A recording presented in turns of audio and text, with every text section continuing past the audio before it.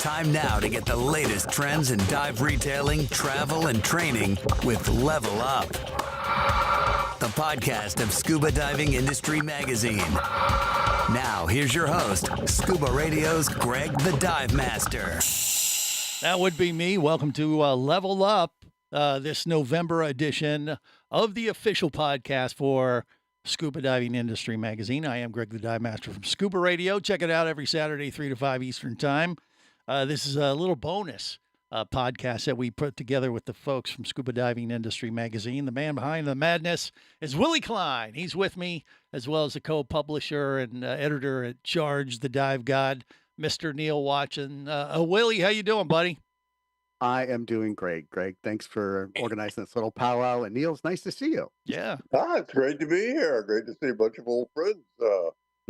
Always fun. Absolutely. Yeah, we're coming off the heels of an election, and it doesn't matter who you voted for. I got a campaign I'll be pushing to make America dive again. Hopefully we can all get into that campaign. Are you with me, Willie? Or no? I love it. I think it's great. All right. We need some bumper stickers for DEMA. We need all kinds of stuff for the show. Yes. Well, everybody's done with politics, and God knows the one thing I've learned about this whole season is if you go diving, you can't hear anybody talk about it. So there's another reason to go scuba diving, right? Now, before we get up and into the Level Up podcast today, we got to bring Britton Cline on. He's the man that does all the work that Willie takes credit for.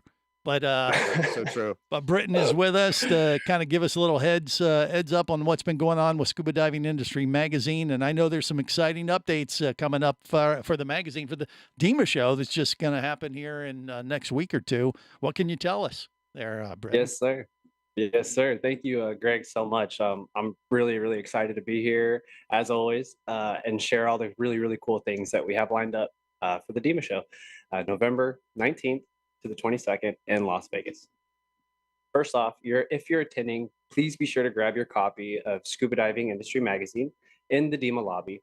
It's packed with essential information, including the exhibitors list, a seminar schedule to help you plan, your days at the show, as well as our booth, 8075. So please stop by, say hey, get your Undersea Grand Prix mat stamped for a chance to win some really, really cool prizes, courtesy of DEMA. I love it. Now, you guys are also doing a thing at the show for Scuba Diving Industry Magazine by hosting a writers panel discussion this year. So what's that all about? What can you tell us? Totally, Greg. We are super looking forward to hosting our writers panel discussion at 4 p.m. on Tuesday at the DEMA Resource Center at booth 8109. This panel is going to be a really unique opportunity for attendees to, meet, engage with our writers in really meaningful conversations. It's going to be about the current state of the scuba diving industry. We're going to be brainstorming ideas to help grow the industry as we head into 2025 and beyond. So we really hope everyone feels inspired and equipped with fresh insights that they can take back to their own businesses. I love it. Hey, that sounds like an event you can't miss at the DEMA show. And before we wrap up with you, Britton, any last messages before we move on into the writers for this year, this month's podcast edition for Level Up? Yes, sir. Totally. So if you are an exhibitor at the show, I'd really love to connect and discuss, how we can either work together or help grow your business through advertising in our magazine, Scuba Diving Industry Magazine. I know time is super valuable, especially at DEMA. So if you are interested at all in just setting up a quick meeting, feel free to call me at 954-358-9660. Or visit scubadivingindustry.com, where you'll find a link on our homepage to schedule a meeting. Whether we meet on the show floor or at the DEMA member breakfast, the Nogi Awards, the Women's Scuba Diving Hall of Fame Awards, or even just a drink in the lobby bar. I'm really looking forward to putting faces to names and strengthening those connections. And I'm really excited. I'll see you all in Las Vegas. Yeah, I'll see you there, Brendan, and I'll add that to my agenda. Before we move away from Britton, one more thing. Yeah. He is nominated for the Wave Makers Award. That's right. And he's the top finalist. So if you haven't voted, please vote for our son. Britain. Yes, for Britain. Although the other two candidates are fantastic as well. So whoever wins, Yes. definitely Yes. industry wins. Yeah. Totally. No, well, congrats already, Britain. You've done a great Thank job you. for the industry. I just got a And- note from Patty. It looks like the voting may have already closed. So anyhow, Okay. Oh no. Just kidding. Well, we'll Yeah. find out next month if he actually won. we will. But in our heart, actually in 2 weeks. in our hearts, yeah, he's already won. I mean, look, it's in his blood, right? Willie, come on. That's right. That's right. You Yeah, can't yeah, escape yeah. it. I'm really looking forward to the show. I mean, Scuba Radio will be there opening the show each morning as we do, giving away tons of stuff. But you got the Wave Makers Award breakfast on Wednesday morning, Women's Diver Hall of Fame, their party at the Westgate Hotel, the host hotel, Nogi Awards, right? And and one of our writers, I think, might have a comment or two about that because he's a part of that for the Nogis this year. Isn't that right, Willie? Yeah, Dan. Yeah. Yes. Dan Orr. Yeah, the Nogi Awards are on Wednesday evening, and starting at 6 o'clock. It's actually the 63rd award ceremony, and the winners this year that are going to be presented with their Nogi Awards are Lad Akins in Environment, Jim Gattaker in Distinguished Service, Shirley Pomponi in Science, Jeff Bazanik in Sports Education, and Louis Preslin in Arts. Well, there you go. Very cool. And that Yeah. that is And- quite a shindig, by the way. It If is. you have the opportunity to go, I'd highly Our whole recommend staff's going to be there. So we look forward to seeing everybody if you could make it. it. Absolutely. All right. Okay. Any comments overall from the Dive God before we get into our first author? Neal, are you going to just kick back and Yeah, I'm just enjoy the excited show? about the lineup you got. Wow, you got some heavyweights here. Huh? We sure do. Yeah. And I think we got to go clear around the world right now to Australia and say good day, mate, to Terry Cummins from Cairns, Australia. Terry, welcome. And I apologize for you. my crappy Australian accent, but it's just what we do. We'll teach you a little bit more when you get down here, and hopefully you can bring Willie with you, because it would be a really great thing to have you down here to see just what we've got to offer in the dive world. Well, it's on the agenda. I just told him right before we started our Level Up podcast today that I got a plan to get over to Australia at the beginning of 2026. So I said, Terry, you've been warned. You can leave the country. You've got a year to plan. Yeah, well, no, I'll hang around and see if I can get some humor out of this. Well, you're easily amused if you do. But regardless, we'll move on to Scuba Diving Industry Magazine, page 45, is Terry's column, Attitude and Innovation is Everything in Future-Proofing Your Business. So the question is, what do you mean by future-proofing? How do you do that, Terry? Well, I kind of think that one of the things that's always on the agenda is how long can I remain in business, and what are the things that are going to possibly impact my sustainability in the long term. And I really started to think about this one. It's a short little article, and to many of us sitting around here today, it's probably a no-brainer. But I think innovation, introducing new ideas, a way of coping with things that we're presented with every day, the challenges, etc., really comes down to how innovation and attitude work together.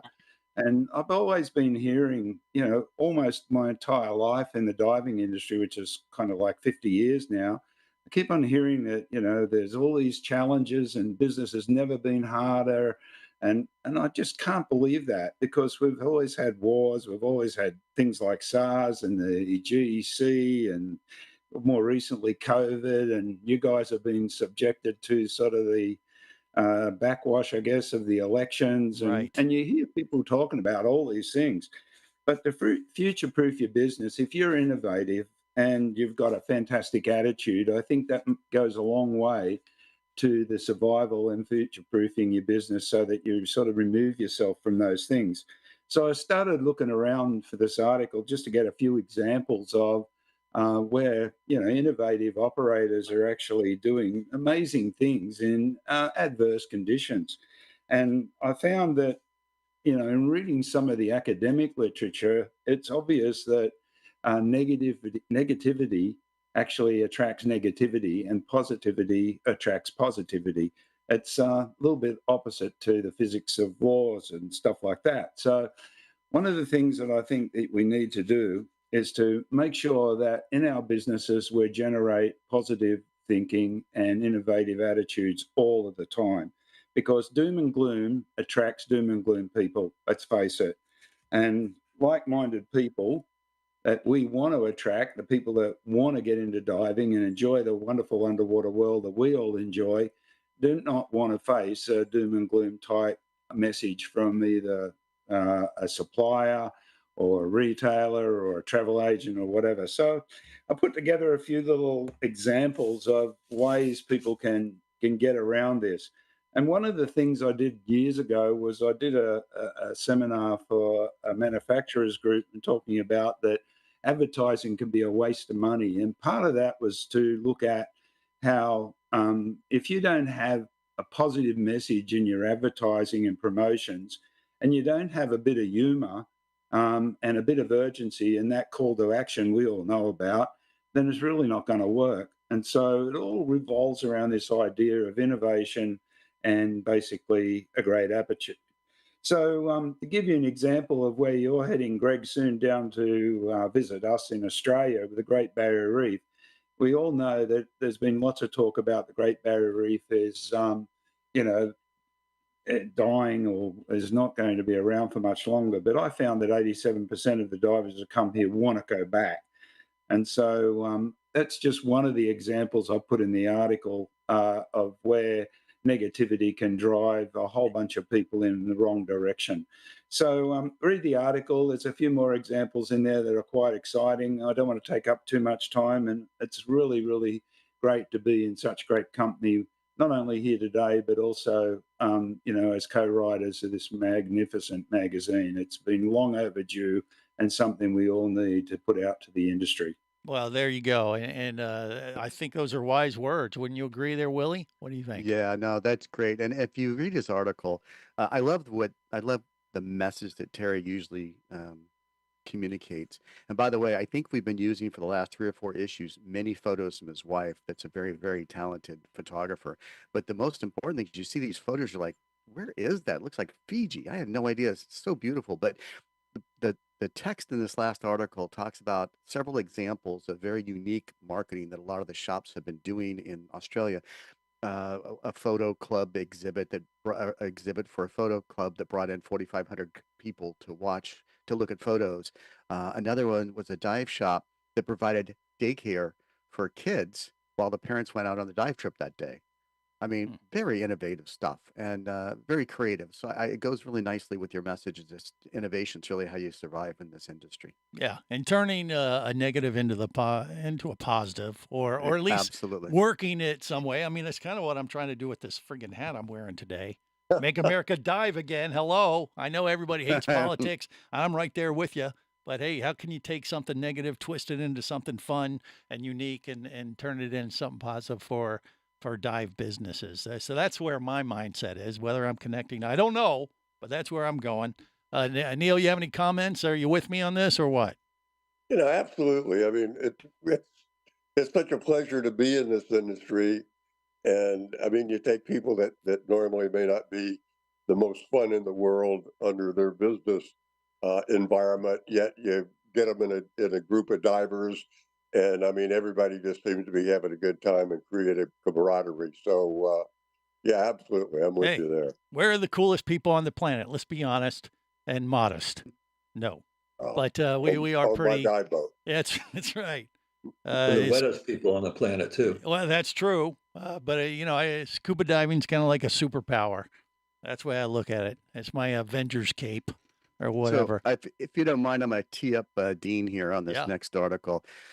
Dean has been kind enough to write. Him and Jessica and Deanne from Diventures have written a 4-part series. This is a 4th-part series on selling your dive business. You know, we all would love to know have an exit strategy in life with our companies. And in a time where it seems that there's a lot of pressure on retailers, a lot of pressure on retailing in general, you know, it's so refreshing to see a company come along and start helping these very, very iconic individuals, Doug McNeese, Rick Sass, a person I know personally, Don Peterson, exit their businesses with class and have a way that they can continue to stay involved. So I'm going to turn it over to him and let him talk. But Dean, I really appreciate this series. And I think that this is something that everybody, if you're a retailer out there listening, you should go back and read all 4 of the articles because they're that great. That's awesome. Thank you, Willie. And from Australia straight to the center of the center of somewhere, center of the United States, Omaha, Nebraska. Right. Yeah. Yeah. What is that? As far away Election? from the water. He's got an election map Those are the behind him. states that Jacques Cousteau carried. That's what it is. That's good. There you go. It is impressive. Yeah, I appreciate it. Too soon. As Willie said, we kind of took it into 4 pieces, right, in kind of a linear fashion. And we started by saying, hey, if you're even thinking about it, or even if you're not thinking about it, you should start. There's never too early to think about how you transition your business, because ultimately that's going to happen, right, to all of us.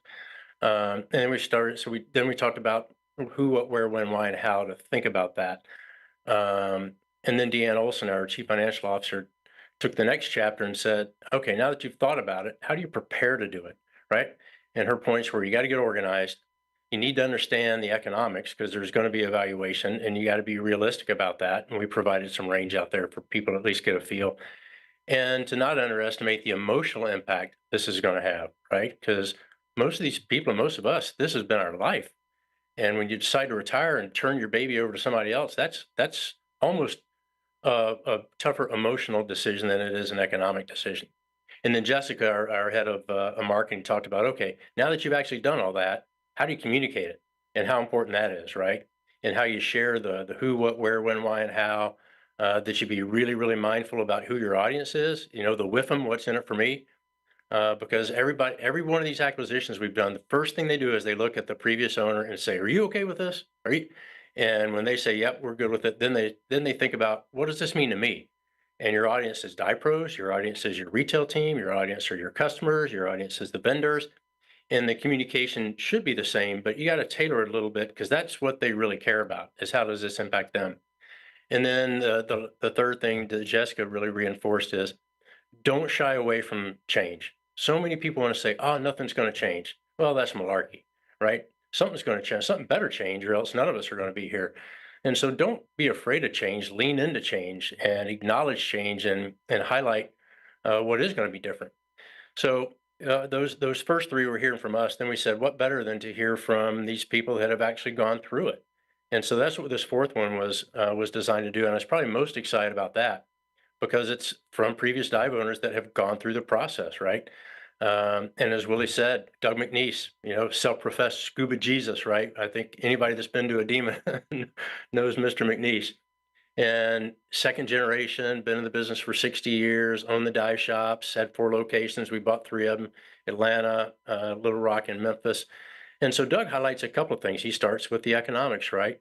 Is, what would your business be worth if you weren't running it? And he was honest in saying, probably not much, and probably most likely not as much as you think. So that's just reality. So he was honest about acknowledging that.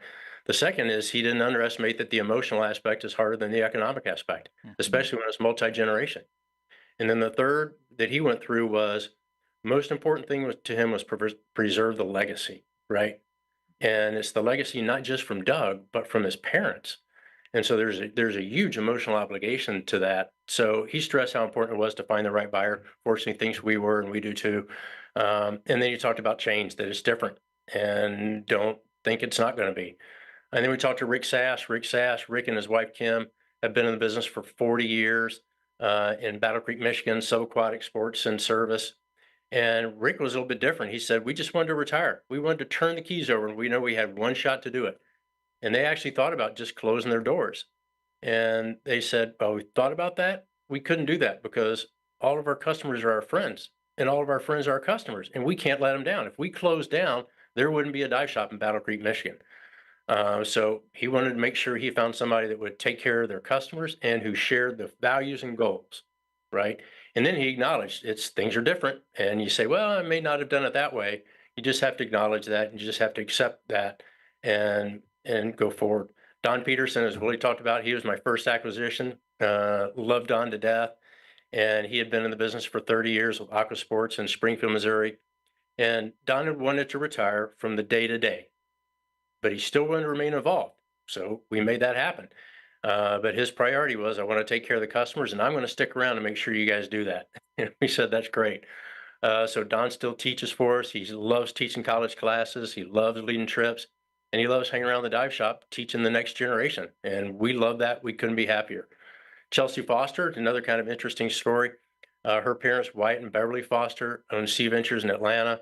Again, second generation, and they wanted to retire. If you haven't heard Wyatt sing, he's an aspirational rock and roll star, and they wanted to spend time with their grandkids and traveling. But they wanted to continue their legacy, and what was most important for them is somebody would support Chelsea, their daughter, who was running the business and still is, and continue their legacy. Chelsea's still running the business. All the people are still there. All the people are still employed by us. And we've expanded Chelsea's role to oversee several of the businesses. So it's been a great win. So anyway, great stories. Please read them because each of them has a little bit interesting piece to it. But I would say if I were to summarize it, what we tried to outline and what these 4 examples said is understand why you want to sell. Understand what role you want to play going forward. The most important thing is finding the right buyer to preserve your legacy. Otherwise, just close the doors. And understand and acknowledge that it's going to be different. Change is going to happen, and embrace it. So There you go. that's all I got to say. So I appreciate the opportunity, Greg. Thanks for letting me come on. Well, I'll tell you what, Dean Hollis has my vote for best dive shop buyer in the country. I mean, just look at the map behind him. He's turning the entire country red and white like a dive flag. I love it, Dean. And you can hear it in his voice. I mean, he's not a politician, but I'll tell you what, he comes across very honest and says exactly what you would want someone to say, that if you're going to hand the reins of your dive shop business over to someone, and it's very genuine. Yeah, it's very genuine. And hats off to you, Dean. You're doing good work, my friend. Thank you very much. Appreciate it. Absolutely. All right, up next, we go back to Dan Orr because he's not only is he involved with the Nogis and God knows what else, he's written an article in page 7 of the latest issue of Scuba Diving Industry Magazine, the 4 Ps of scuba diving safety. One of them is not just P. There are 4 Ps, and you're going to explain what those 4 are. Is that right? Yeah, that's the one I hinted at, the 5th one that you were just talking about, about hydration. So we won't talk about that. Yes, these are different. That's from Saturday show. Right. We'll save that for Scuba Radio. Yes. Exactly. What always concerns me too is writing too much. So I want to make sure that I'm always writing how much that William wants me to write, not too much, because sometimes I could go on and on. As you know. Let me tell you, sorry to interrupt you, Dan, but his article is the #1 most read article. In fact, of all the 10 issues we've run this year, I think 9 of them, his article is the most read article in every single issue, because it shows you he's filling a hole that's so desperately needed. People need this information, Dan. There you go. Our industry does, I should say. Well, thank you. I appreciate that. It's nice to know that people are reading that and all the other articles. I mean, there's so much information in the magazine. I mean, it's absolutely fabulous. So it's it's one that I want to take the magazine, just read through it the entire time when I first get it. But it's a great magazine, and thank you, William, for doing that. It's a great service to the industry. We're honored. Mm-hmm. So we're talking about the 4 Ps, and those 4 Ps are things, for example, like planning. I want to make sure that you plan well enough so you have all the information you need and your diving companions need to make the decisions you have to make during a dive. And the one thing I wanted to emphasize in that section had to do with the fact that we need to communicate that information. I've been on trips where I've seen divers down there arguing underwater because they were on 2 different dive plans. So you need to make sure that everybody knows what they have to know to be able to make the decisions for you and your diving companions during the time you're underwater. And also prepare. And I talked about that in one of the other articles I'd written about the fact that your skills do get rusty after a while. And you need to make sure that your skills are good and effective.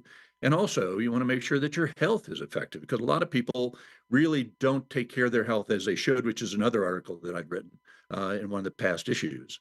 And then practice, because we need to practice those skills. I mean, once we leave the scuba course, that practice really is up to us. We need to carry that on. We need to make sure that we're practicing, especially those complex skills like the exchange of air underwater and ditching your weights and anything that requires that combination of mind and skill to be able to perform effectively, because if something happens, you need to be able to perform effectively and quickly to be able to satisfy and mitigate that risk. And then perform, because we want to make sure that we And as I say in the article, dive our recent experience and not necessarily our certification card. I mean, the certification card is necessary because that's a ticket we need to be able to go diving. But it really is our recent experience that really gives us those skills and those tools we need to be able to dive safely and, above all, dive enjoyably, because that's the reason we took up the sport in the first place. Because after all, when you're underwater, that certification card is not going to do any good at all. So you need to make sure your skills are recent. You need to make sure they're practiced regularly, to make sure that you can be safe and have a great time. Like it. Good stuff Yeah. as always. So well said. Words of wisdom from the man, Dan. Right. Thank you. All right. Let's move on. We're going to go bi-coastal here. We got Gil and Ken. Gil's in California, I assume.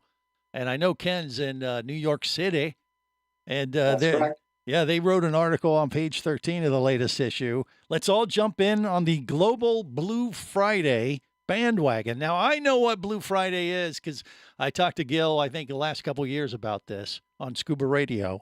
But Gil, I'll go to you first. Fill in the rest of the class listening and watching. Actually, I'm going to turn it over to Ken. Okay. We talked to you earlier about it, Greg. Yeah, I guess first things first, it's great to be here. I'm joining you from New York City, where I am here through December for work. It's a terrific honor to be here. Blue Friday is a holiday that we started about 4 years ago. This is our fourth celebration. Blue Friday is always the day after American Thanksgiving.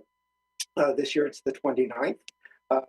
And Blue Friday celebrates the ocean planet that we live on by going scuba diving. Now, there's some out there who will call that same day Black Friday, I've heard it said. But we have our own motto, which I think sums it up best. Don't shop, dive. Like it. Or black and blue. No, that doesn't work either. Just go with that. Okay. Yeah. I mean, who listening and watching right now wouldn't want to do that as a scuba diver? That's way more fun, way more enjoyable and less stressful, right? Imagine if 500 retailers across the country got into this whole thing and decided to make this a thing. Well, that's the idea. It could really right? make a big difference. Well, the inspiration actually came from REI, which closes its stores on Black Friday so that people can go out hiking. And I thought that was great corporate responsibility and a lesson actually that I wanted to teach to my son, that shopping is unimportant, having life experiences is. Mm-hmm. So what I did 4 years ago was I booked out Point Lobos State Reserve in California. It is some of the best diving on the coast.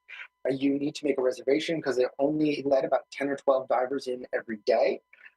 It is pristine. The visibility is good. The fish, the marine life is very healthy.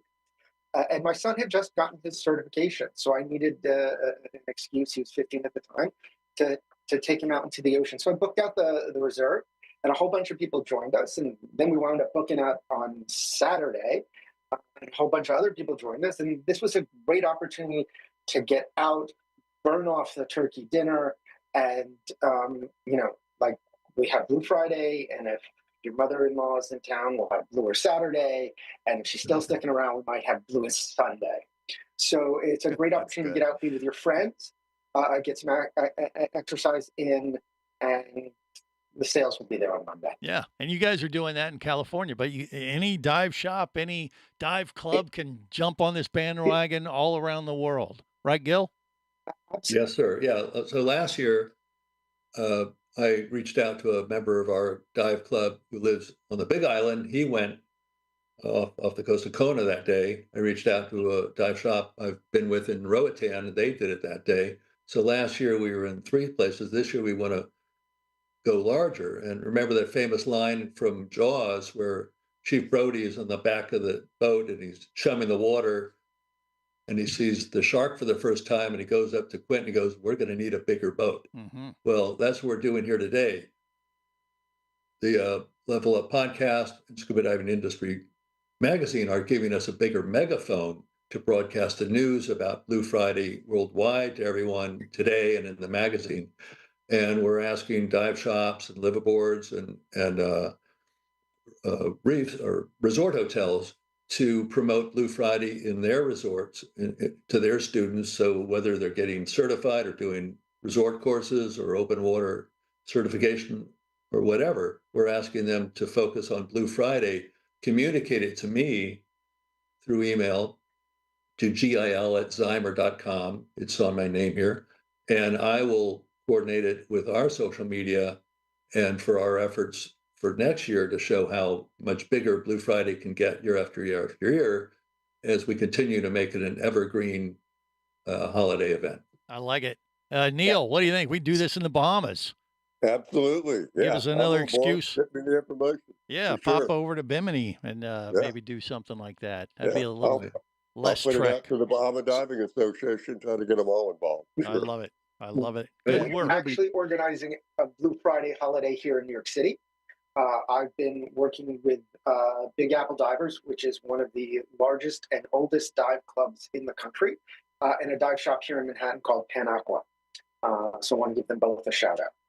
You got it. Well, It'd be shout. cool if we had a receive. maybe what we could do, Gil, is if you could send us some information or keep us in the loop, we could set up a special page perhaps on our main website where people can see who participated or who's participating, and if you don't have a web presence, and then you guys can link to it or do whatever you want, but at least there'll be a simple resource. And I would dedicate that if you can drop us that information. Thanks, Willie.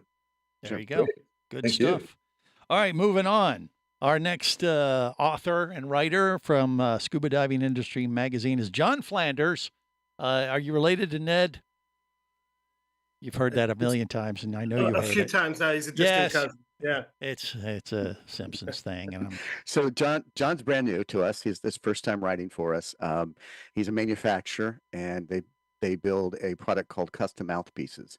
And he's also an advertiser, which is very nice. Thank you very much for supporting this. That's how it makes all this happen. But I asked him if he would be interested in writing, and he said, yeah. And he wrote this great article from a manufacturer's perspective on how to maximize your DEMA show experience. So I'm just a little intro there, but I'll let you go ahead and take it away, John. yeah. Thank you. Well, yeah, it's Secure Custom Mouthpieces, just to, get a little advertising blurb in there. Seen I've him. been around. How many years you guys been doing that, by the way? Years, haven't you, with the Secure thing? 1992. Yeah, it's been a while. Yeah. Right. It's been a long time, yeah. And first of all, we're really excited to be part of the Scuba Diving Industry Magazine community because it's obviously got some incredible talent that's writing for it. And more importantly, it's got a lot of incredible talent that's reading the magazine. And something that the industry direly needs is more outlets like the magazine to kind of bring the industry together. I've been going to DEMA for a couple decades now, and I've been there as a store owner, an instructor, and certainly as a manufacturer as well. And I think you could take the article and from any of those perspectives, and it would definitely apply to whoever's going to DEMA. There's a lot of good tips in there, and my favorite tip out of all of them is have a good plan when you're walking into DEMA. It's an incredibly overwhelming space, really lots true. of cool products, lots of cool destinations, and obviously an abundance of it too. It's a big show. I mean, it takes some time to truly circulate through the event center. And when I say have a plan, what I really mean is have a plan of what do you want to get out of DEMA for the next 12 months. Not I'm just walking around looking at things. It's what do I want to extract? I'm spending money to go to a professional trade show. What do I want to extract out of it that is going to take me from point A, which is today, to point B, which is 12 months from now? That makes so much sense. Yeah, you have been around for a long time. I have, Willie has, Neal has, and we kind of know our way around DEMA these days. But boy, you bring a friend, which I do that almost every year. I bring, a couple new people that are, listening to Scuba Radio and they want to help us out. And I'm like, all right, come on in, I'll show you. And they are totally just blown away and don't know what to do. They're kind of like sensory overload when they walk into the DEMA show floor sometimes. And that's the best advice you can get. No, find somebody who's been there, done that, and help you, steer you a little bit. But definitely know what you're trying to pull out of the show to make your investment of being there worthwhile, right? Absolutely. Yeah. That was a great great article. Britton even read it because, well, this is going to he's come to the first DEMA show. So Yeah. that was very insightful for him too. Yeah, and John does a great job with Secure too, because you guys always, I mean, you have people backed up at your booth like crazy every DEMA because they're coming to getting their latest imprints, right? You're heating those mouth guards and doing that whole thing. Yeah, we used to do the we would actually have people go in and customize that right there at the booth. Yeah. This year we've decided not to do a booth. We're supporting. We have a lot of distributors out there, so we'll be supporting them. We're also going to be at Deep Blue Adventures. They have a booth. We've got a big promotion going with them because they have a 30th anniversary party on Tuesday late afternoon. So that's going to be a lot of fun. And then we also have partnered up with Dive Newswire. We did our first ever pro deal, which was actually in September's issue of Scuba Diving Industry Magazine. We've done our first ever pro deal where we're actually giving away free mouthpieces to dive masters and instructors, so they can realize if they haven't already realized the benefits, and obviously show their customers and whatnot what the benefits are. But so yeah, we will be there in force, but not necessarily in our own booth this year. All right. Well, you'll find them. Just look for John and just say, "Hey, We're saw you all on the over. podcast thing." Yeah, we've got that's it. We've got obviously Trident will be there. We distribute through Trident. Marine Sports will be there. We distribute through Marine Sports. So we don't want to compete against our own distribution channel. Right. Hey, John, when's the event? When's the party at Deep Blue's booth? Tuesday It's I believe I might be wrong on the time. It's either 4 o'clock or 5 o'clock on Tuesday. Okay, great. Yeah, it's everybody going to be a listening, lot make of sure fun. you show up. There's going to be a lot of people there, so get there early. Thank you, John. And if you don't mind, Greg, I'm going to tee up our next speaker. We're really honored to have Linda Sue from Dive Marketing Media with us. And she actually wrote this article a month and a half ago. And I said, Linda, this is such an important topic, and it's such a valuable service to our industry. Can you go back and dig a little deeper? So she turned it from basically a page and a half, 2 pages, into almost a 4-page article. And I'm honored to have given this space because I feel like that it's something that is so needed in our industry is unrepresented is women that are in the professional side of our business. And I'm honored to have you on board. Linda's been around the industry for quite a long time. Her company is very well known, and I'm going to hand it over to you, Linda, and let you talk a little bit about your first article because you're going to be writing a lot more for us, hopefully. Oh, okay. Well, thank you. That's news to me. No. Yeah. Nothing like being on the spot. Well, I really appreciate being having the opportunity to be here with all of you. One of the things I wrote about was women in the dive industry. And as I look around this panel, I know Patty's hiding there behind the scuba diving industry banner, but I see that I'm the only one on this panel, really. But honestly, how it started was I began, my first women's dive day event when I was teaching. Before I came into the marketing part of the business, I was teaching, and I started I organized a women's dive day out in Redondo Beach, California. I had taught at Dive and Surf for 7 years. And I really we called ourselves Women of Watermen, because I mentored under the Maestral brothers, and Bob and Bill were the owners of the company when I started. And I remember specifically one day when Bill came in and he said to me, I am so excited and so proud to have a female dive shop manager, and you just keep doing what you're doing. And that was like, wow, it was pretty exciting at the time.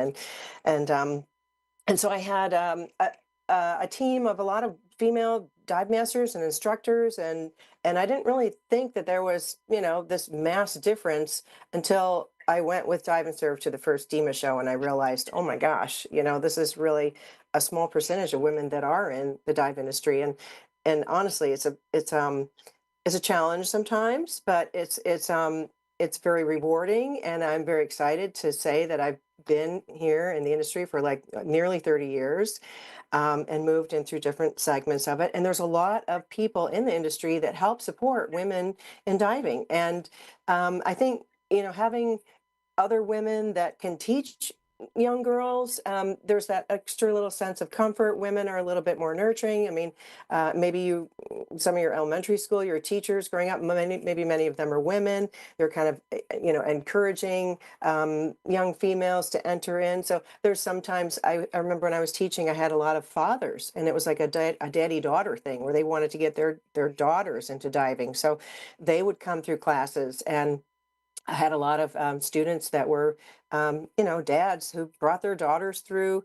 I know that the industry is also doing a lot of things to encourage more women. There's mermaid classes are taking off like crazy.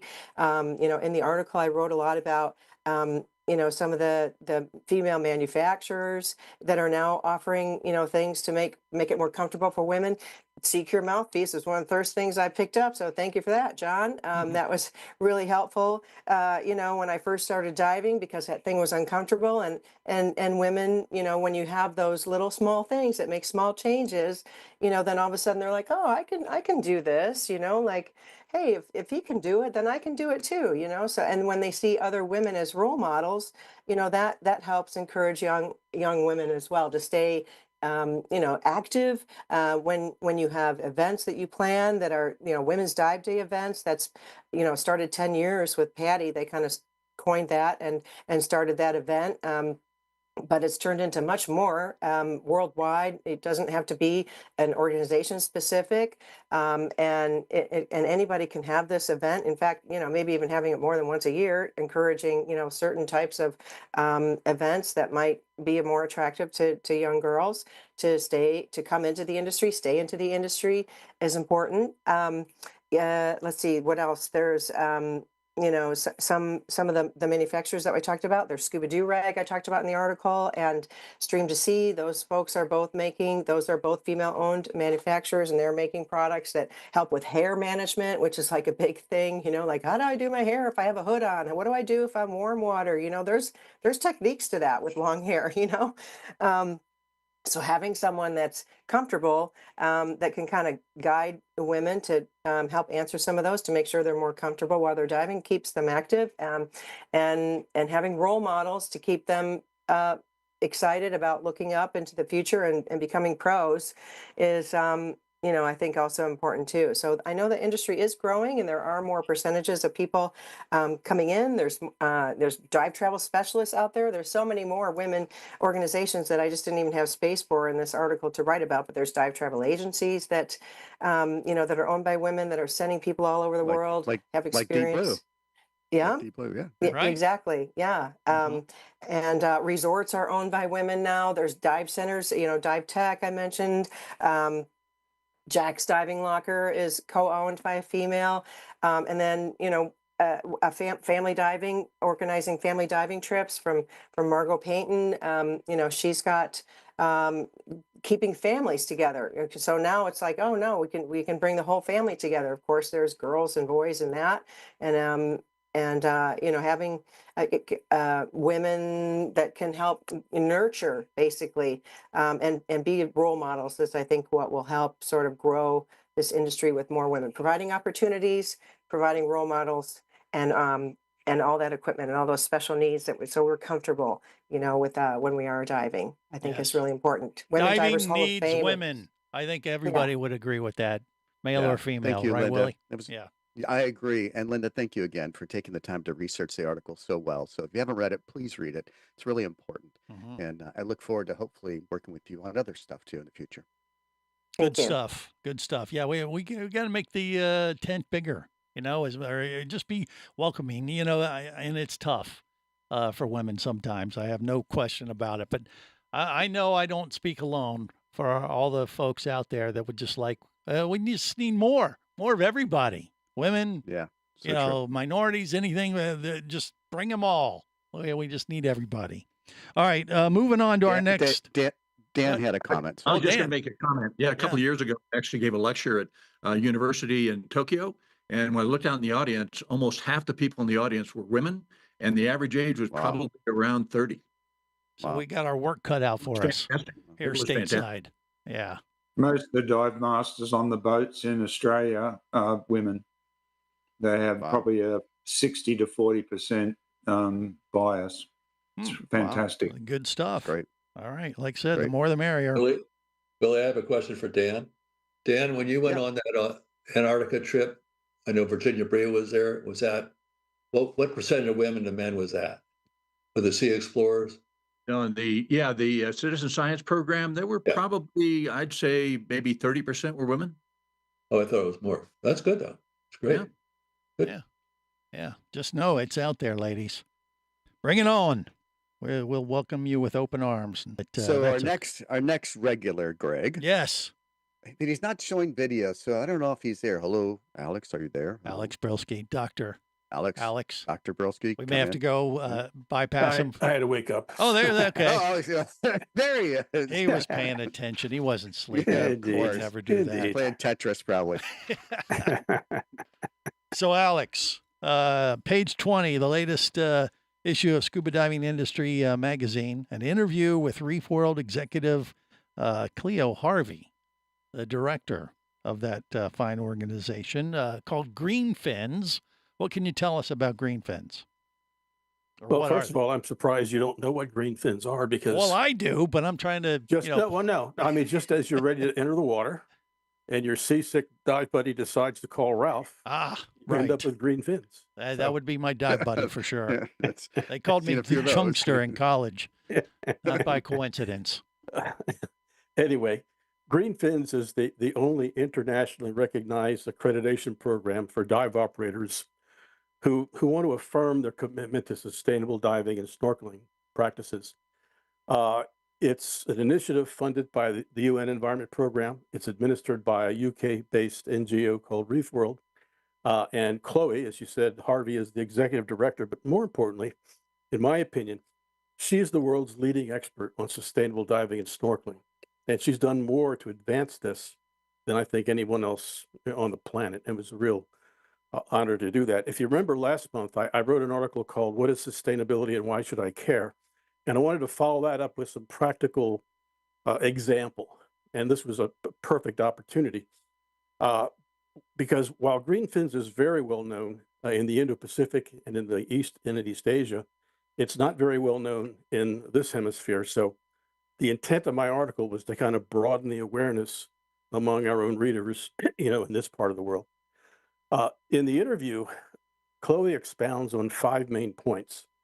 First, how the industry is responding to the increasing importance of environmental sustainability and why this is happening so broadly and at such a fast pace.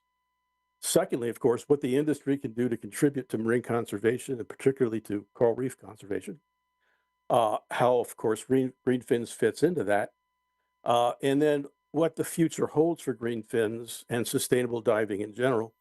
And then lastly, to kind of explore what other segments of the industry besides the resort operators are responding to this shift, a major global shift in terms of sustainability. And finally, DEMA will be a great opportunity to actually meet Chloe because at the end of the piece, I highlight several DEMA seminars and even an industry roundtable that Chloe and I will be presenting along with Shel Patterson of Deep Blue Adventures. You can download the details on the QR code at the end of the article. So that's kind of the short answer. It's always been curious to me why green fins has not been more extensive here in this hemisphere. Well, there you go. She is doing great work, and the organization's really getting out there. But yeah, we need to. I'm going to do a little commercial for Alex too, if you don't mind, Greg. Wednesday, November 20th, 4:00. Alex is they're doing the one seminar. The second one's Thursday, the 21st at 10 a.m. And the last one's Friday, the 22nd at 12 a.m. or 12 p.m. That's in addition to the morning that you're doing the 2-hour panel discussion, correct, Alex? Yeah, correct. Yeah, I'm doing a seminar on basically the changing face of the dive industry, or is it? And then on Thursday, I'm going to do a presentation on how to connect and engage customers through dive travel using a quote from Maya Angelou. So if you're interested in finding out more, come by. Okay, if you want to get some culture, look up Dr. Alex Brylske and DEMA. Well, I'm telling you, Alex has a very unique take on our industry. and he's probably one of the voice in the wilderness out there that is really so needed. And he has so much to offer because of his perspective. And Alex is like many of us here have been in this industry our whole lives and has had many different versions of his careers over the years. But to end up where he has and with his credentials, there's just nobody better in the world that can talk about sustainability in the dive industry than Alex. And I'm really excited to hear what he has to say at DEMA. And I invite everybody, please go to an Alex seminar. They're worth it. Absolutely. Yeah, Richard Nixon was in the White House when I got in the dive industry. Wow. Well, he said it, not me. All right, moving on. That's Jeff Cinciripino. Jeff wrote this great article for us on specifically from a retailer's perspective on the DEMA show. I mean, we know it's just 10 days or so away from now, but if you haven't read it and you're a retailer out there, read Jeff's article. It's fantastic on page 34. Yeah, great. Thanks, everybody, and I'll back clean up here today. Again, but the DEMA show, does it still matter for retailers? And yes, it's a big deal. It's a very big deal for dive retailers. A couple of years ago, I had a very large manufacturer come in to me and say that they weren't going to be at DEMA because the timing was all wrong. They would rather it be in May. And, I kind of looked at them and said, do you know what we're doing here in the Northern Hemisphere in May?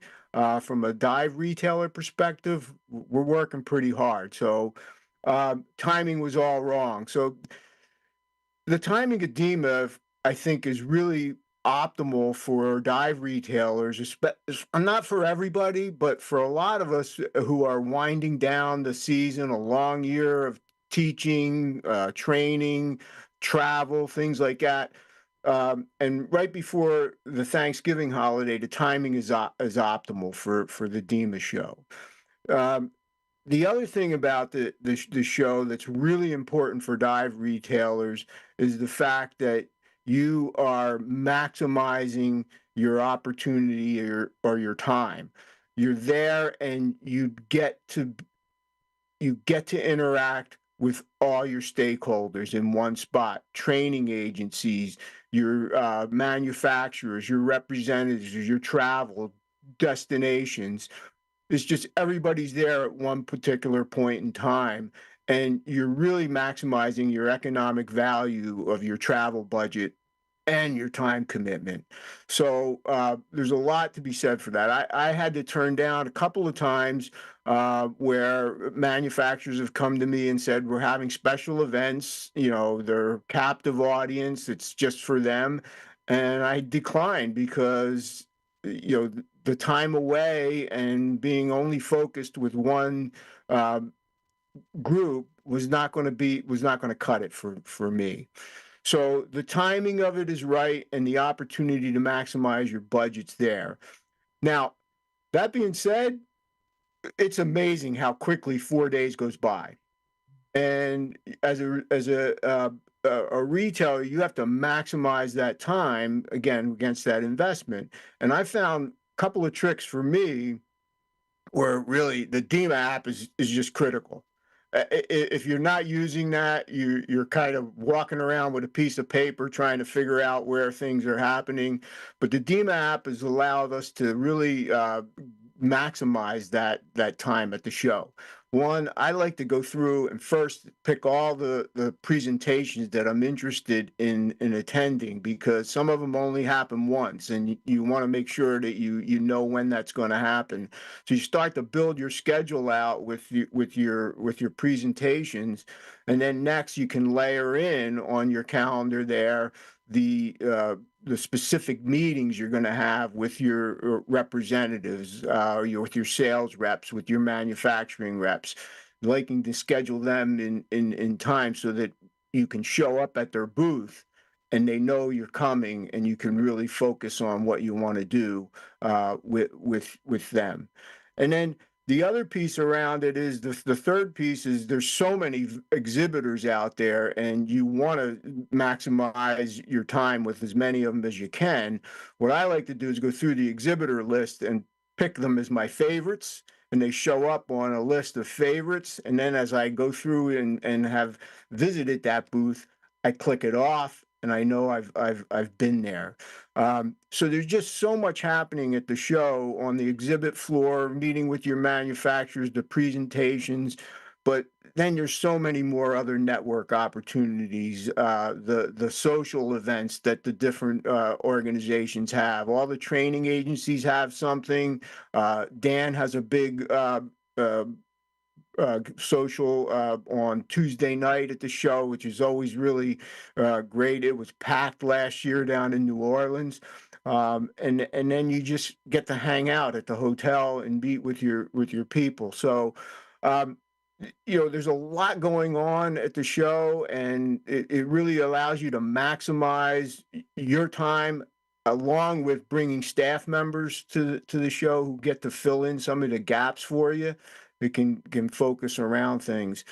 I remember, after the pandemic, we missed it tremendously in 2020. It was like a hole left in the industry, and fortunately, in 2021, DEMA stepped up, brought the show back against a lot of headwinds. And I went out there, and I remember before I went out, I wasn't involved with DEMA except to attend the show. I sent Tom Ingram a note and said, I want to talk to you, Tom, at the show. And he said, okay, let's set up a time. And I spent a half hour with him on the floor. And I know there's a lot of old timers out there who say DEMA isn't what it used to be. And that's true. It's not what it used to be. But from an industry perspective and from a dive retailer perspective, I say, let's make DEMA what it needs to be for the future. And it matters. It matters tremendously to dive retailers. Totally agree, Jeff. I mean, if you're in the industry and you're not going to DEMA, I think you are so mistaken in your choices. It really is. It's the only thing like it in the world. And Greg, Neal has a great perspective on this, and I'll let him tell his little story. He says, I'll let you say what you always say about DEMA, Neal, in terms of going all over the world versus 4 days at the show. Yeah, I mean, it's the only opportunity we have to meet all the 5 stakeholder groups in one place at one time. I mentioned to Willie, I could spend 365 days a year traveling all over the United States and the world to get face time with the people that I get to see at that show, and I'm not sure it's not what it used to be. I mean, the industry's different than what it used to be, which means, the footprint of DEMA is smaller, but it's only because the exhibitors have downsized the size of the booth. The same number of exhibitors are there. The retailers, pretty much the same number of retailers come, instead of the old days when they used to bring a dozen of their staff as a perk. They just can't afford that anymore, which in a sense can be a good thing. You get more time with the movers and shakers. And from an exhibitor standpoint, I used to tell my franchise operators and my Bahama dive operators, if you think that you're going to buy a 10 by 10 booth and go to DEMA and pop it up and be flooded with people, you're mistaken. DEMA's successful as a result of what you've done all year to create that demand. I mean, if you don't have a marketing plan, if you don't do pre-mailers, if you don't make appointments, you're going to be very disappointed with DEMA. But if otherwise, I mean, different than a consumer show as well. I mean, people go to consumer show and there's 15,000 excited consumers there. You talk to 100 consumers, and if you converted all of them to a sale, you'd have 100 customers. You go to DEMA, may not be as exciting in that sense. You talk to one mover and shaker wholesaler, and you book 100 customers. That's the difference. And that might happen at the bar, actually, too. It may not even be on the show floor. It's just the event brings in people all around the world. It's the only time or opportunity we have to bring this group together. And you'll get out of it what you put into it. I mean, I've been doing it. This will be my 28th DEMA for Scuba Radio. And I'll tell you what, I wouldn't change it for the world. Now, I have a blast doing it because after you do it a few years, it turns into a family reunion almost as well. But I'll tell you what, if you're in the industry, I can't imagine why you wouldn't want to be a part of this celebration of diving. There's just nothing like it. And just because the show is different isn't necessarily a bad thing. No. That's right. Sure. You gotta move with the times and make the best. Sure. Just So make an adjustment here or there, but you can still get plenty of positive stuff out of it from a business sense, for sure. So speaking of times, Go with the flow everybody like a drift dive. Yes, Yeah. exactly. come to the DEMA show. I would love to see you guys. We'd love to interact with you. If you're listening and you're one of our contributors, please stop by the booth. We have something for you. We'd like to just thank you. And if you're a retailer out there and you don't know much about our magazine, stop by. You can subscribe for free at scubadivingindustry.com. And I'm super excited. I'm going to move out of the way here so you can see this real quick. Yep. He's Actually, gonna I'll cover show my it. camera. Yeah, there it is right there. So we are fortunate, and Neal remember this several years ago. The Bahamas did a program called Underwater Photo Week, and we brought in 5 of the world's best photographers all over the planet to shoot the Bahamas. And because it's such a diverse product, it's hard to do with just one person. It's not one destination. And one of the premier, we had 2 photographers. Stephen Frank was one. He did our cover for April, I believe. Eric Chang did our cover for September, which was another photographer. And I'm so pleased the cover I just showed you is Alex Mustard is doing our cover for our November issue. And so it's going to be fantastic. I'm super excited about November. It's our post-show issue because it actually comes out right after the DEMA show. But we have secured an article from Fabien Cousteau about his project that he's working on. So he's going to be writing, and then hopefully we'll be on the podcast then when we record in December. Plus, we have Jeff Lozanik's part 3 on the business of rebreathers. It's a fascinating business, and he kind of walks retailers through, if you're interested in the business, how to kind of get started in it and what you need to know. Plus, we got a whole bunch of other stuff coming in. So I just want to thank everybody here, and I think we're right on time. So anybody have any closing comments? Thank you. Look forward to seeing you all at the DEMA show. Absolutely. Yeah, Thank you. next month it'll be a post DEMA edition of the Level Up podcast. Sure will. And look forward to seeing everybody there at the DEMA show as well. All right. Well, I will wrap it up then, Willie. Yeah. Got anything to say, Britton, before we roll? Britton? I'll see y'all in Vegas. Okay. All right, there you go. Vegas, baby. Here we come. All right. Well, on that note, we will wrap it up. I am Greg the Dive Master from Scuba Radio. Check it out every Saturday, 3 to 5 Eastern time. Till next month, remember, it's always better down where it's wetter. This has been Level Up, the podcast of Scuba Diving Industry Magazine. Produced by Scuba Radio and the Cline Group. For more info, go to scubadivingindustry.com.